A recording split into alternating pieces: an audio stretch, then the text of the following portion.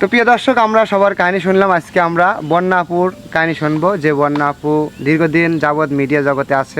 সে কতদিন যাবৎ আছে, কিভাবে মিডিয়াতে আসলো, আর কোন গানটা দিয়ে তার জীবনটা শুরু। তা আমরা কোথাও যাবেন না, আমাদের সঙ্গে থাকবেন। আমরা বন্যা আপুর কাছ থেকে শুনবো। বন্যা আপু, জি ভাইয়া, বলেন একদম শুরু থেকে শুনতে চাই। আপনি কতদিন যাবৎ মিডিয়াতে আছেন? প্রথমে সবাইকে আসসালামু আলাইকুম। সবাই কেমন আছেন? আশা করি ভালো আছেন। আপনাদের দয়ায় আমরা সবাই অনেক ভালো আছি। মিডিয়াতে এসেছি আমি সেই একটা ছোট্ট থেকে, একদম যখন ছোট ছিলাম তখন থেকে আমার মিডিয়াতে গান করা, বলতে মিডিয়াতে না, বলতে স্টেজ প্রোগ্রাম। তখন এত ক্যামেরাও ছিল না, কিছু ছিল না। তো তখন আমার মূল এই গানে আসা মূল কথা হচ্ছে আমার আম্মার জন্যই এত দূর আসতে পেরেছি, শুধু আমার আম্মার জন্য, আমার আম্মার সাপোর্টে।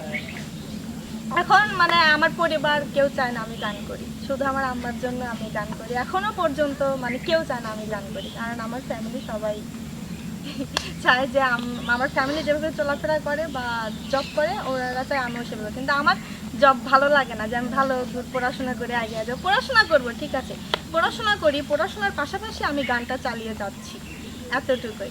যখন আমি গান শিখি, আমি গান শিখেছি যে অনেক কষ্ট করে গানটা শিখেছি, সেটা হচ্ছে আমার ওস্তাদ পবিত্র কুমার। উনি একজন হিন্দু মানুষ। তা ওস্তাদকে আমার মন থেকে অনেক ভালোবাসা জানাই। ওস্তাদের দিন কখনো আমি শোধ করতে পারবো না, এবং দর্শক বন্ধুদের দিন কখনো আমি শোধ করতে পারবো না। যখন আমি গান শিখতে যাই, তখন তো অনেক ছোট ছিলাম, আমার আম্মুর সাথে যাইতো, আব্বু টাব্বু ওগুলো কেউ সাপোর্ট করতো না। রাত হয়ে যাইতো, বা দেখা যায় যে ভোরও হয়ে ভোরে রওনা দিতাম, রাত হয়ে যাইতো। সারাদিন এমন পর্যায়ে গেছে না খেয়ে থাকছি, এরকমও হয়েছে। রোদে বৃষ্টিতে একবার যাইতে লাগছি, নৌকা ডুবে মারাও যাইতে লাগছিলাম, এরকমও হয়েছিল আমার। তারপরে মালিক একজন আছে, জানেন, উনি হয়তো ওনার কি বলবো, শুরু হচ্ছে কাদাকাটি,